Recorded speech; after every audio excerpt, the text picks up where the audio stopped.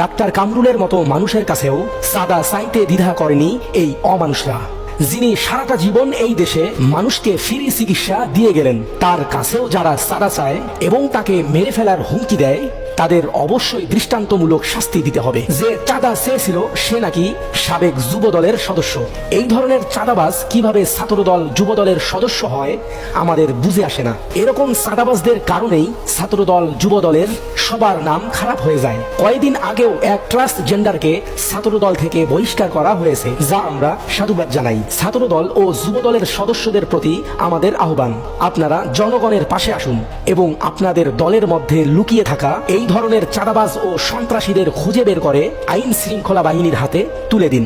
প্রত্যেকটা এলাকার মধ্যে ছাত্রদল ও যুবদল আছে, তারা চাইলে জামাতের পিছনে না লেগে তাদের এলাকার সমস্যাগুলো সমাধানে ভূমিকা রেখে মানুষের মন জয় করতে পারে। মনে রাখবেন, ব্যক্তির আগে দল বড়, দলের আগে দেশ বড়, আর দেশের আগে ধর্ম বড়।